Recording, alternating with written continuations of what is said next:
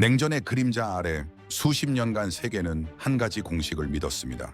강한 나라는 핵을 가진 나라. 하지만 2025년 그 공식이 무너졌습니다.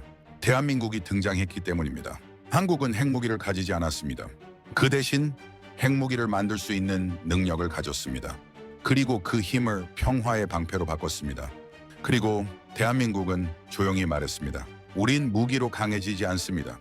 우린 기술과 신념으로 강해집니다. 그날 이후 세계는 하나의 질문에 사로잡혔습니다. 대한민국은 도대체 어떻게 그 벽을 넘은 걸까? 지금부터 그 충격적인 비밀을 공개합니다. 그 전에 잠깐 1초 만에 누를 수 있는 좋아요와 구독 버튼을 꼭 눌러주시면 영상 제작에 아주 큰 힘이 됩니다. 핵잠수함과 핵무기, 그 사이의 거리는 얼마나 될까요? 단 1년입니다. 제 이름은 에드워드 스틸맨, 미국 국방부 핵기술 평가관입니다. 30년간 핵을 감시해온 제가 지난 한 달간 경험한 일은 충격 그 자체였습니다. 2025년 9월 말, 저는 CIA로부터 기밀 보고서 한 통을 받았습니다. 한국의 원자력 기술 수준 평가라는 제목이었죠. 트럼프 행정부가 한국의 핵잠수함 건조 승인을 검토 중이라는 내용이었습니다. 저는 그때 처음으로 한국을 주목하기 시작했습니다. 보고서는 놀라웠습니다.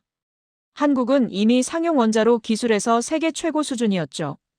APR 1400을 UAE에 수출했고 원자로 설계부터 핵연료 제조까지 독자 기술을 확보하고 있었습니다. 문제는 이 기술이 군사용으로 전환될 경우였습니다. 저는 한 달 동안 한국의 원자력 기술을 깊이 파고들었습니다. 읽으면 읽을수록 불안했죠. 원자로 설계, 중성자 제어, 방사선 차폐. 모든 분야에서 한국은 준비되어 있었습니다. 더 놀라운 건 3,000톤급 도산 안창호급 잠수함이었습니다. 리튬이온 배터리와 연료전지를 탑재한 최신의 함정이었죠. 소형화 기술도 이미 검증된 겁니다. 저는 계산을 시작했습니다. 만약 한국이 에리유 원자로를 만든다면 그 다음은 무엇일까요? 원심 분리기로 에리유를 HEU로 농축하는데 얼마나 걸릴까요? 6개월에서 1년이면 충분했습니다. 그리고 HEU만 있으면 핵무기 제조는 기술적으로 어렵지 않습니다. 한국에게 승인을 내주면 안 됩니다. 저는 강하게 주장했습니다. 그들은 핵무기 제조 능력의 마지막 관문 앞에 서게 됩니다. 하지만 CIA 국장은 고개를 저었습니다. 이미 백악관이 결정했네. 중국 견제가 우선이야. 그리고 10월 29일 대한민국 경주 에이펙 정상회의가 열렸습니다. 저는 미국 대표단으로 배석했죠. 회의장 분위기는 평온했습니다.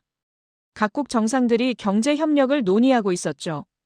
그런데 한미 정상회담이 끝난 뒤 모든 게 바뀌었습니다. 이재명 대한민국 대통령과 트럼프 대통령이 공동 기자회견장에 나타났습니다. 이재명 대통령이 먼저 말했습니다. 오늘 저는 트럼프 대통령께 핵추진 잠수함 건조 승인을 요청했습니다. 저는 순간 귀를 의심했습니다. 공개적으로 요청한다고요? 회의장이 술렁이기 시작했습니다. 트럼프가 마이크 앞에 섰습니다. 미국은 대한민국의 핵추진 잠수함 건조를 공식 승인합니다. 한국은 저농축 우라늄, 에리유 방식을 사용할 것입니다. 저는 옆자리 국방부 차관보를 쳐다봤습니다. 그도 당황한 표정이었죠. 이게 정말 확정입니까? 제가 물었습니다. 차관보가 고개를 끄덕였습니다. 백악관 결정이야. 우리도 오늘 아침에 통보받았네. 회의가 끝난 직후 미국 대표단 긴급회의가 소집되었습니다. 영국의 제임스 박사가 저를 쳐다보며 말했습니다. 스틸맨 박사, 에리유가 뭐가 문제입니까? 저는 답했습니다. 저농축이라고 안심할 수 없습니다. 에리유에서 고농축으로 가는 기술 장벽은 낮습니다. 원심 분리 기술만 있으면 HEU 생산은 시간 문제죠. 그리고 HEU는 핵무기의 핵심 재료입니다. 프랑스의 마르탱 박사가 끼어들었습니다. 한국이 에리유 원자로를 만들 수 있다는 것은 핵연료 주기를 완전히 이해했다는 뜻입니다. 이건 위험합니다. 저는 그때 깨달았습니다. 한 달 동안 제가 두려워했던 일이 현실이 된 겁니다. 한국은 지금 핵무기 제조 능력의 문턱에 섰습니다. 에리유 원자로는 평화적 목적이지만 그 기술은 핵무기로 가는 직행로였죠. CIA 국장이 말했습니다. 트럼프는 중국을 견제하려고 이 결정을 했습니다. 한국 해군력 강화가 인도 태평양 전략의 핵심이죠. 저는 고개를 저었습니다. 하지만 그 대가가 너무 큽니다. 한국이 성공하면 일본도 요구할 겁니다. 대만, 사우디아라비아도 똑같이 요구하겠죠. 회의가 끝난 뒤 저는 경주 시내를 걸었습니다. 첨성대가 조명을 받아 빛나고 있었습니다. 아름다운 광경이었지만 제 마음은 무거웠습니다. 30년간 저는 핵 확산을 막아왔습니다. 그런데 지금 미국 대통령이 그 문을 열어준 겁니다. 저는 호텔로 돌아와 노트북을 켰습니다. 한국에 대해 더 알아야 했습니다. 검색 결과는 충격적이었습니다. 한국은 재래식 잠수함에서 세계 5위권 기술을 보유하고 있었습니다. 인도네시아에 장보고급을 수출했고 폴란드도 도입을 검토 중이었습니다. 저는 창밖을 바라봤습니다. 경주의 밤하늘이 고요했습니다. 하지만 저는 알고 있었죠. 세계는 지금 새로운 핵시대의 문턱에 섰다는 것을요. 이재명 대통령의 요청과 트럼프의 승인, 그것은 시작일 뿐이었습니다. 한국은 이 기술을 어디까지 밀고 갈까요? NPT 조약을 지킬까요? 아니면 그 선을 넘을까요? 저는 그날 밤 긴급 보고서를 작성했습니다. 제목은 한국의 에리우 핵잠수함 승인 판도라의 상자가 열렸다였습니다. 핵은 신의 기술이자 마지막 유혹입니다. 한국은 지금 그 유혹 앞에 섰습니다. 저는 그들이 어떤 선택을 할지 지켜봐야 했습니다. 경주에서 워싱턴으로 돌아오니 제 책상 위에는 한국 측에서 보낸 기밀 문서가 이미 도착해 있었습니다.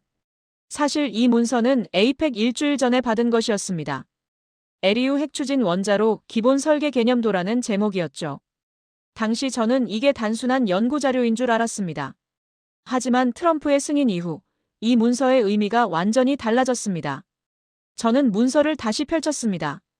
첫 장부터 심상치 않았습니다. 출력 밀도가 일반 에리우 원자로보다 30% 이상 높았죠. 이게 가능한 건가? 저는 중얼거렸습니다. 다음 페이지를 보는 순간 그게 가능하다는 걸 알았습니다. 냉각 시스템 설계가 완벽했습니다. 1차 냉각제 순환, 2차 열교환, 비상냉각까지 모든 게 정밀하게 계산되어 있었죠. 이건 하루 이틀 만에 나온 게 아니었습니다. 몇 년간 연구한 결과물이었습니다.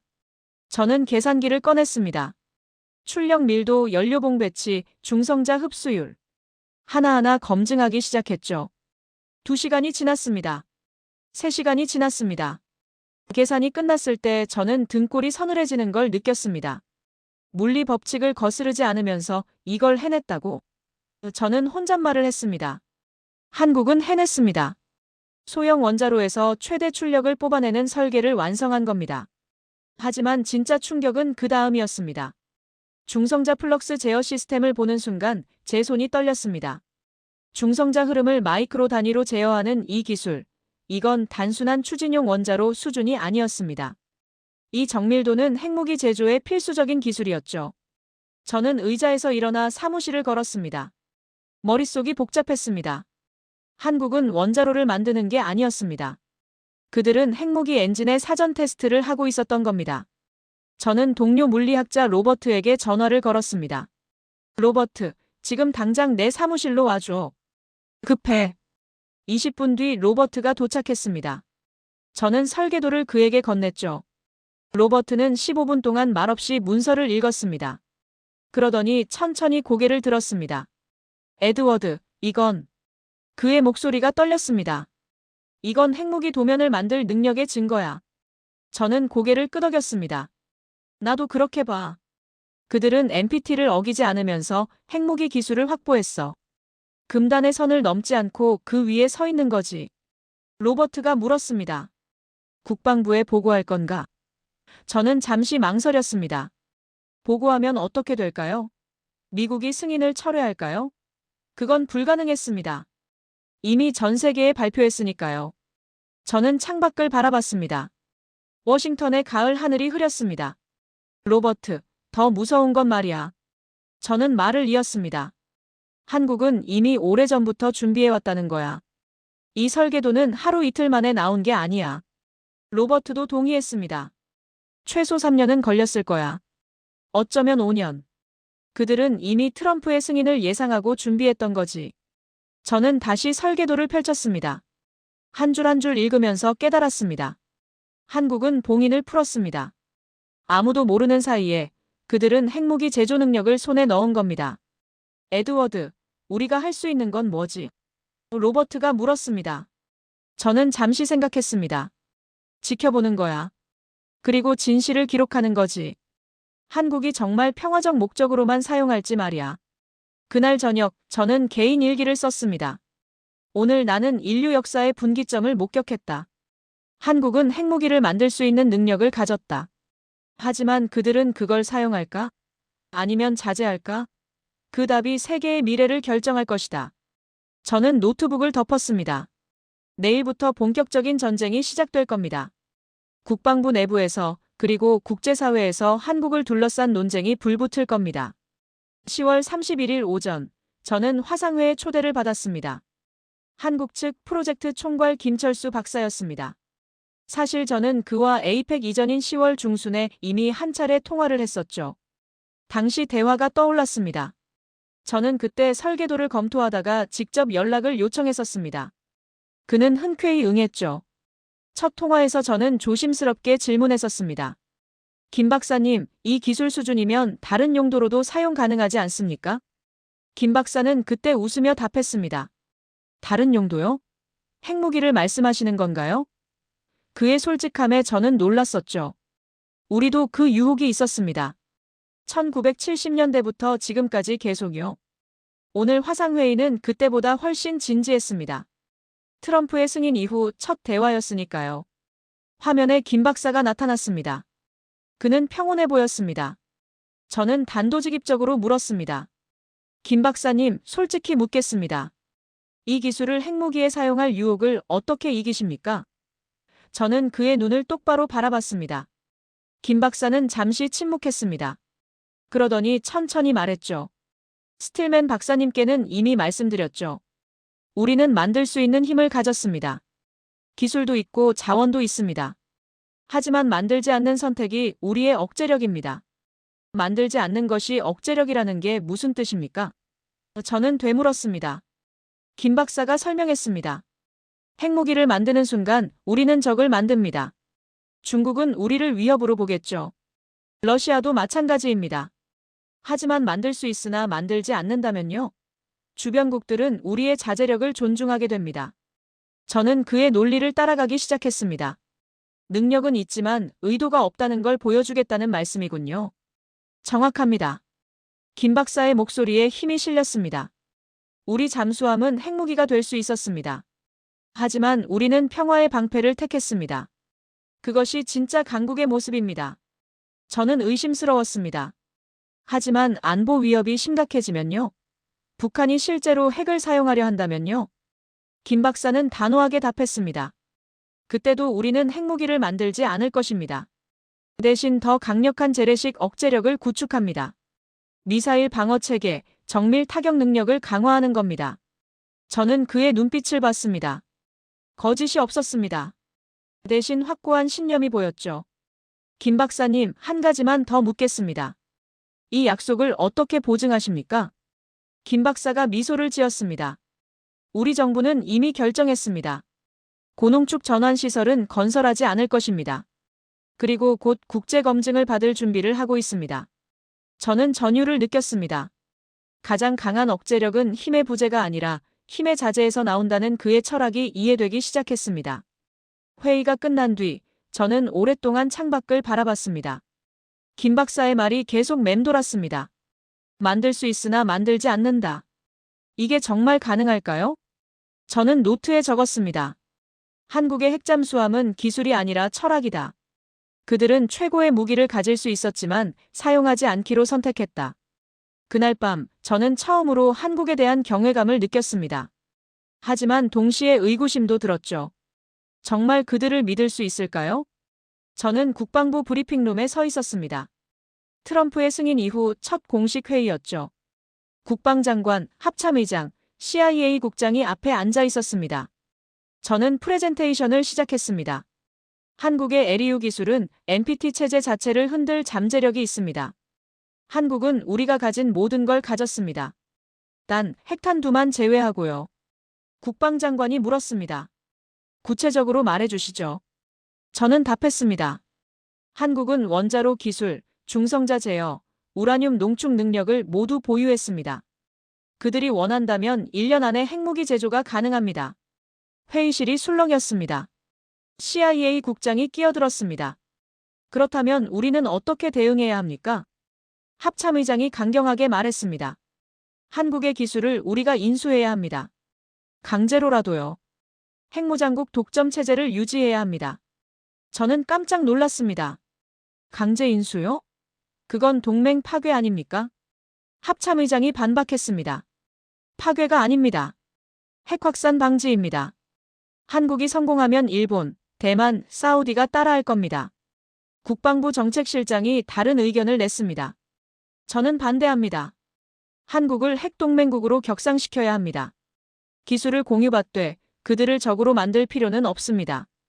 회의실이 두 파로 나뉘었습니다. 한쪽은 기술 인수, 다른 쪽은 협력 강화를 주장했죠. 저는 답답함을 느꼈습니다. 저는 손을 들었습니다. 잠깐만요. 우리가 놓치고 있는 게 있습니다. 한국의 철학을 봐야 합니다. 그들은 핵무기를 만들지 않겠다고 선언했습니다. 합참의장이 비웃었습니다. 그걸 믿으십니까? 모든 나라가 그렇게 말하죠. 하지만 결국엔 만듭니다. 저는 목소리를 높였습니다. 한국은 다릅니다. 1970년대에 이미 포기했습니다. 스스로 선택한 겁니다. CIA 국장이 조용히 말했습니다. 하지만 정권이 바뀌면요? 새 정부가 핵무장을 선택한다면요? 저는 답답했습니다. 그렇다면 기술을 빼앗는 게 해답입니까? 그건 동맹을 잃는 겁니다. 국방장관이 회의를 정리했습니다. 다음 주까지 각자 대안을 제시하십시오. 회의가 끝났습니다. 저는 복도를 걸으며 분노를 느꼈습니다. 그들은 한국의 기술이 아니라 한국의 자제력을 두려워하고 있었습니다. 기술을 가졌으나 무기를 버린 나라, 그것이 우리를 시험대에 올린 겁니다. 저는 사무실로 돌아와 책상에 앉았습니다. 우리는 진실보다 지배력을 원하고 있었습니다. 그날 밤 저는 결심했습니다. 진실의 편에 서겠다고요. 제 책상 위에 긴급 문서가 놓였습니다. 국방부 정책실에서 보낸 것이었죠. 제목은 한국 LEU 기술에 대한 통제 방안 및 최종 평가 보고서였습니다. 저는 문서를 펼쳤습니다. 내용은 충격적이었습니다. 한국 기술을 핵무기 개발 유도 가능성 높음으로 규정하고 기술 이전 중단과 국제 제재를 권고했죠. 마지막 페이지에는 제 이름 옆에 서명란이 있었습니다. 전화벨이 울렸습니다. 정책실장이었습니다. 스틸맨 박사, 오늘 오후까지 서명해 주십시오. 내일 장관 브리핑에 사용됩니다. 저는 침착하게 물었습니다. 이 보고서 제 분석과 다릅니다. 누가 작성했습니까? 정책실장의 목소리가 차가워졌습니다. 우리가 종합 판단했습니다. 박사님은 기술만 평가하면 됩니다. 저는 단호하게 말했습니다. 서명할 수 없습니다. 이건 사실 왜곡입니다. 정책실장이 화를 냈습니다. 왜곡이라고요? 박사님도 한국이 핵무기 능력이 있다고 했잖습니까? 능력과 의도는 다릅니다. 저는 반박했습니다. 이 보고서는 그 차이를 무시합니다. 전화가 끊겼습니다.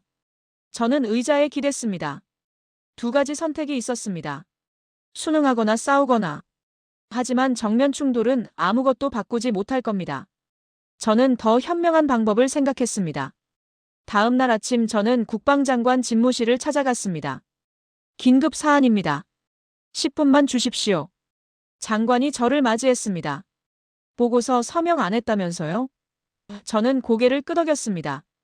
장관님, 대안을 제시하러 왔습니다. 저는 준비한 문서를 꺼냈습니다. 한국 기술에 대한 국제검증팀을 구성하자는 겁니다. IAEA 주도로 미국, 영국, 프랑스가 참여하는 검증단 말입니다. 장관이 눈썹을 치켜 올렸습니다. 검증팀이요? 저는 설명했습니다. 한국에게 스스로 증명할 기회를 주는 겁니다. 투명성이야말로 한국의 가장 강력한 방패가 될 겁니다. 장관은 잠시 생각했습니다. 그들이 거부하면요?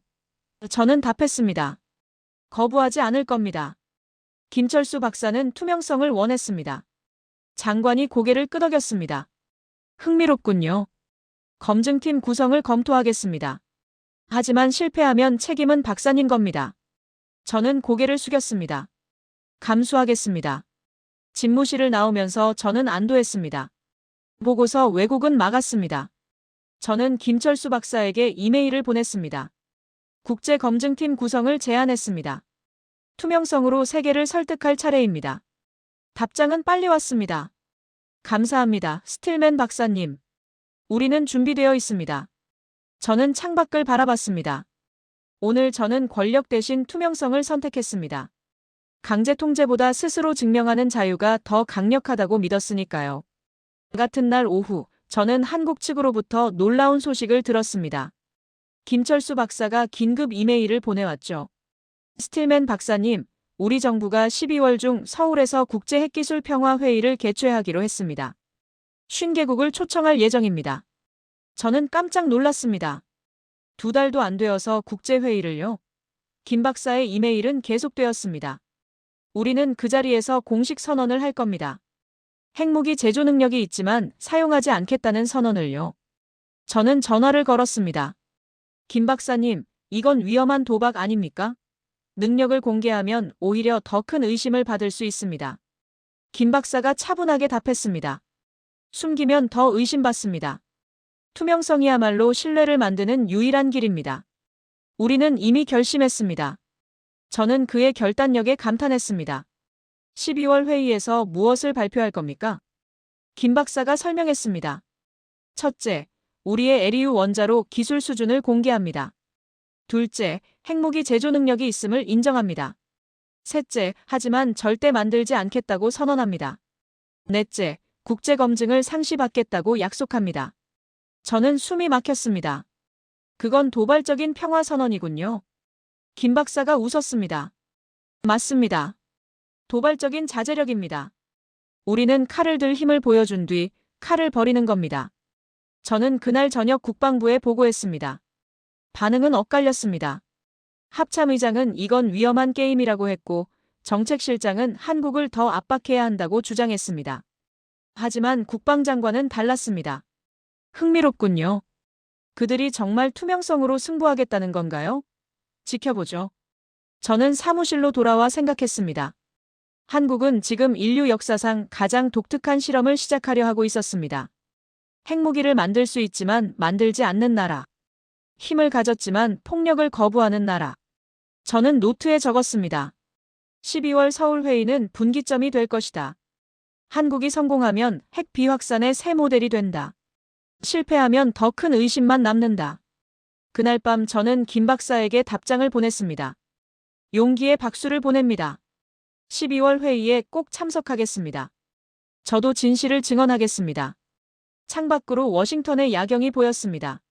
세계는 지금 한국을 주시하고 있었습니다. 그들이 정말로 평화를 선택할까요? 아니면 결국 핵무기를 만들까요?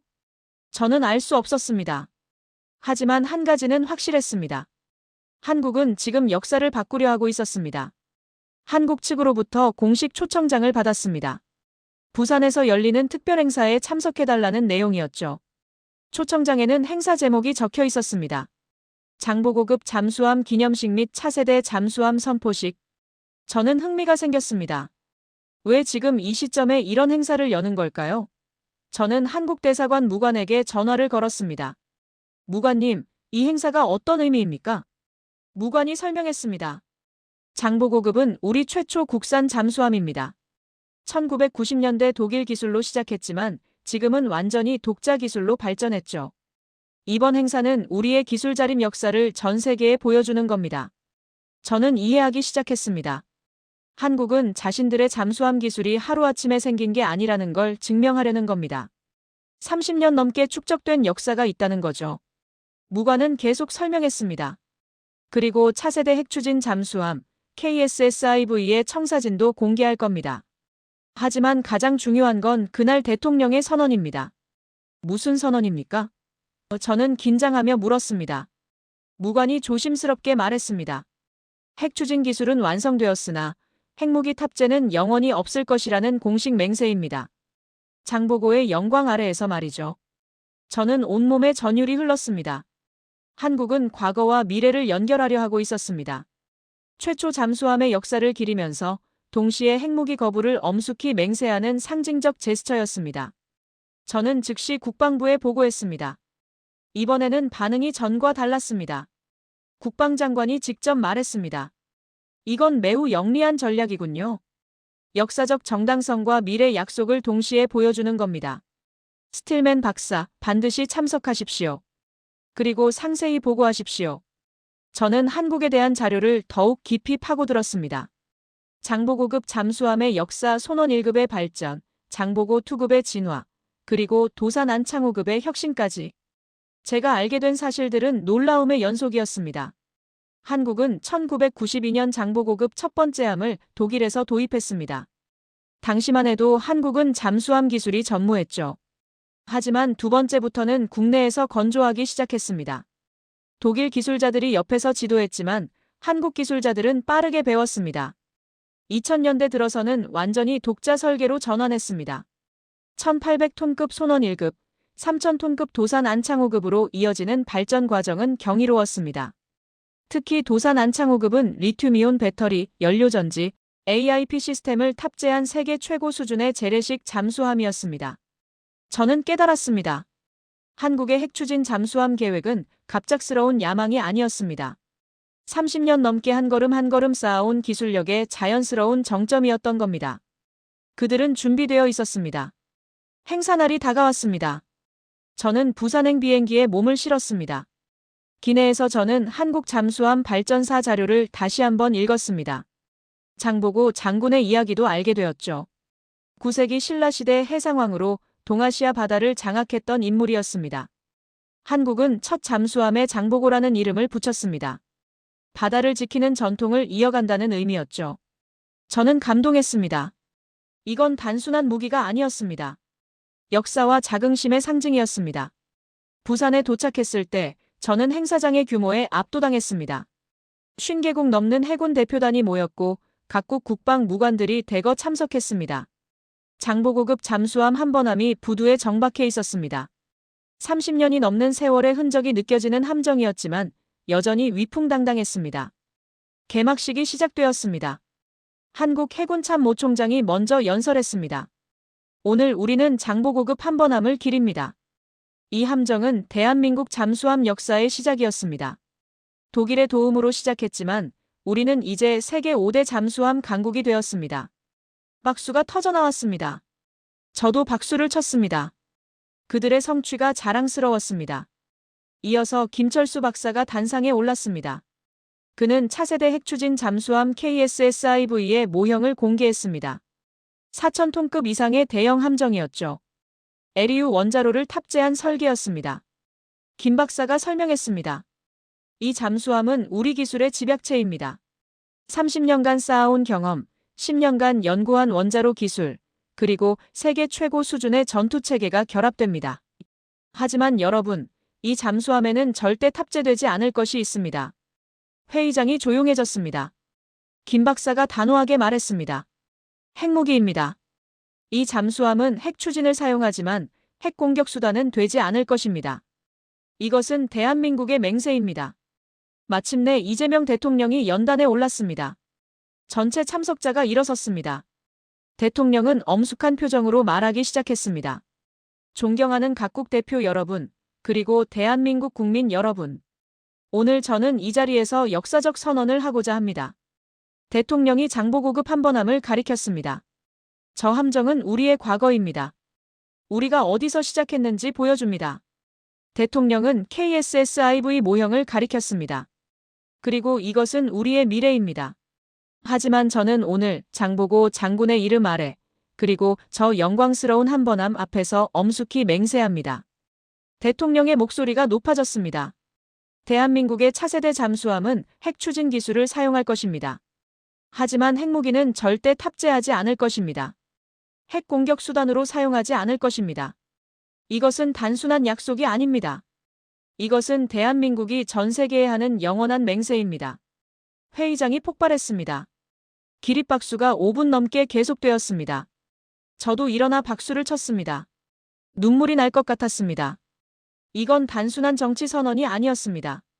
이것은 역사 앞에서 하는 영혼의 맹세였습니다. 외신 기자들이 카메라 플래시를 터뜨렸습니다. CNN, BBC, 로이터 기자들이 긴급 속보를 송출하기 시작했습니다. 한국 핵추진 기술 보유화돼 핵무기 연구 포기 선언. 행사가 끝난 뒤 저는 김철수 박사를 만났습니다. 박사님, 대단한 순간이었습니다. 역사가 만들어지는 걸 봤습니다. 김 박사가 미소를 지었습니다. 스틸맨 박사님, 우리가 지킨 것은 잠수함이 아닙니다. 우리는 인류의 핵 비확산 의지를 지킨 겁니다. 장보고급 한번함 앞에서 한 맹세는 절대 깨지지 않을 겁니다. 저는 고개를 끄덕였습니다. 낡은 영웅의 귀환 아래 새로운 시대의 맹세가 이루어졌군요. 그날 밤 저는 호텔방에서 긴급 보고서를 작성했습니다. 워싱턴으로 보낼 보고서였죠. 제목은 장보고의 맹세 한국이 보여준 역사적 결단이었습니다. 저는 썼습니다. 오늘 한국은 30년 역사의 무게로 미래를 약속했다. 그들의 맹세는 공허한 말이 아니다. 그것은 피와 땀으로 쌓아온 기술력 위에 선 약속이다. 그리고 그 약속은 인류의 미래를 바꿀 것이다. 저는 창밖을 바라봤습니다. 부산의 밤바다가 잔잔했습니다. 어딘가에서 장보고급 잠수함이 조용히 잠들어 있었죠. 그 함정은 이제 단순한 무기가 아니었습니다. 그것은 평화의 상징이 되었습니다. 한국의 맹세 이후 국제사회의 반응은 폭발적이었습니다. 저는 워싱턴으로 돌아온 뒤 연일 회의에 참석해야 했습니다. 국방부, 국무부, CIA, 백악관까지 모두가 한국의 선언을 분석하고 있었습니다. 하지만 가장 놀라운 변화는 다른 곳에서 일어나고 있었습니다. 비핵 무장국들이 한국 모델에 관심을 보이기 시작한 겁니다. 호주, 캐나다, 스웨덴, 폴란드에서 문의가 쇄도했습니다. 한국의 LEU 기술과 핵자재 철학을 배우고 싶다는 내용이었죠. 저는 국방장관 브리핑에서 보고했습니다. 장관님, 한국이 새로운 패러다임을 만들고 있습니다. 핵무기 없는 강국 모델입니다. 여러 나라들이 이 길을 따르려 하고 있습니다. 국방장관이 물었습니다. 그게 우리에게 어떤 의미입니까? 저는 답했습니다. 핵 비확산의 새 시대가 열리고 있다는 겁니다. 한국이 증명했습니다. 핵무기가 없어도 강국이 될 수 있다고요. 저는 놀라운 제안을 받았습니다. UN 안전보장이사회에서 한국 모델에 대한 전문가 증언을 해달라는 요청이었습니다. 저는 흔쾌히 수락했습니다. 뉴욕 UN 본부에 도착했을 때 저는 긴장했습니다. 안보리 회의장은 역사가 만들어지는 곳이었습니다. 15개 이사국 대표들이 앉아 있었고 수십 개국 옵저버들이 참석했습니다. 저는 단상에 섰습니다. 마이크 앞에서 심호흡을 했습니다. 그리고 말하기 시작했습니다. 존경하는 안보리 이사국 대표 여러분. 저는 에드워드 스틸맨, 미국 국방부 핵기술 평가관입니다. 30년간 저는 핵 확산을 막는 일을 해왔습니다. 오늘 저는 한 가지 진실을 증언하러 왔습니다. 저는 계속했습니다. 진짜 강국은 핵무기를 만드는 능력이 아니라 핵무기를 거부하는 윤리를 가진 나라입니다. 한국이 그것을 증명했습니다. 회의장이 조용해졌습니다. 모두가 제 말에 집중하고 있었습니다. 한국은 핵무기 제조 능력을 가졌습니다. 저는 그들의 설계도를 직접 검토했습니다. LEU 원자로 기술, 중성자 제어 시스템, 원심 분리 능력까지 모두 확보했습니다. 그들이 원한다면 1년 안에 핵무기 제조가 가능합니다. 중국 대표가 긴장한 표정을 지었습니다. 러시아 대표도 메모를 시작했습니다. 저는 목소리를 높였습니다. 하지만 한국은 선택했습니다. 만들지 않겠다고요. 이것은 빈말이 아닙니다. 그들은 30년 잠수함 기술의 역사 앞에서 맹세했습니다. 국제 검증을 받겠다고 약속했습니다. 그들의 선택은 진심입니다. 프랑스 대표가 질문했습니다. 스틸맨 박사, 정권이 바뀌면 어떻게 됩니까? 새 정부가 핵무장을 선택할 수도 있지 않습니까? 저는 답했습니다. 물론 그럴 위험은 있습니다. 하지만 한국은 이미 1970년대에 핵무기 개발을 포기한 역사가 있습니다. 그들의 선택은 일관되어 왔습니다. 저는 그들을 믿습니다. 영국 대표가 말했습니다. 한국 모델이 다른 나라들에게 확산된다면 어떻게 됩니까? 저는 미소를 지었습니다. 그것이야말로 우리가 원하는 확산 아닙니까? 핵무기의 확산이 아니라 핵자재력의 확산 말입니다. 한국이 그 길을 보여주고 있습니다. 회의가 끝난 뒤 여러 나라 대표들이 저에게 다가왔습니다. 스웨덴 대표가 말했습니다. 우리도 한국 모델을 연구하고 싶습니다. 기술력은 있지만 핵무기는 만들지 않는 나라, 그것이 미래입니다. 캐나다 대표도 동의했습니다. 한국이 새로운 기준을 만들었습니다. 우리도 그 길을 따를 것입니다. 저는 국방부로 돌아온 뒤 전 세계 대학과 연구소로부터 강연 요청을 받기 시작했습니다. MIT, 하버드, 옥스퍼드, 도쿄 대학까지 모두가 한국 모델에 대해 듣고 싶어 했습니다. 어느 날 저는 MIT 강연장에 섰습니다. 500명이 넘는 학생들이 모였습니다. 저는 한국의 이야기를 들려줬습니다. 장보고급 잠수함부터 시작해서 LEU 원자로 기술, 그리고 핵무기 거부 선언까지. 강연이 끝난 뒤 한 학생이 손을 들었습니다. 박사님, 한국을 정말 믿으십니까? 그들이 언젠가 마음을 바꿀 수도 있지 않습니까? 저는 잠시 생각했습니다. 그리고 답했습니다. 저는 30년간 핵을 감시해왔습니다. 수많은 나라가 평화를 말하며 무기를 만들었죠. 이란, 북한, 파키스탄. 하지만 한국은 달랐습니다. 저는 계속 말했습니다. 한국은 역사로 약속했습니다. 30년 기술 축적의 무게로 맹세했습니다. 국제사회 앞에서 투명성을 선택했습니다. 이것은 단순한 정치 선언이 아닙니다. 이것은 국가적 정체성의 선언입니다. 다른 학생이 물었습니다. 그렇다면 핵무기 없는 세상이 정말 가능할까요? 저는 창밖을 바라봤습니다. 보스턴의 하늘이 맑았습니다. 가능합니다. 한국이 그 길을 보여주고 있으니까요. 한국은 증명했습니다. 핵무장 경쟁이 아닌 핵무장 자제의 길을 말이죠. 강연장에서 박수가 터져 나왔습니다. 학생들이 일어서서 박수를 쳤습니다. 저는 감동했습니다. 젊은이들이 이해하고 있었습니다. 한국이 보여준 미래를요. 저는 김철수 박사로부터 이메일을 받았습니다. 스틸맨 박사님, 감사합니다. 박사님의 증언 덕분에 많은 나라들이 우리를 이해하기 시작했습니다. 우리는 계속 투명성을 유지할 것입니다. 매일매일 증명할 것입니다. 저는 답장을 보냈습니다. 김 박사님, 증명해야 하는 건 저희입니다. 한국을 믿었던 제 선택이 옳았다는 것을요. 계속 그 길을 가주십시오. 저는 사무실에 앉아 최종 보고서를 작성하기 시작했습니다. 제목은 핵무기를 넘어선 억제력 21세기 강국의 새로운 정의였습니다. 보고서에서 저는 썼습니다. 한국은 인류에게 새로운 가능성을 보여주었다. 기술은 가졌으나 폭력을 거부하는 나라. 힘은 있으나 자제력을 선택하는 나라. 이것이 21세기 진정한 강국의 모습이다. 저는 계속 썼습니다. 한국의 선택은 단순히 핵무기를 포기한 것이 아니다.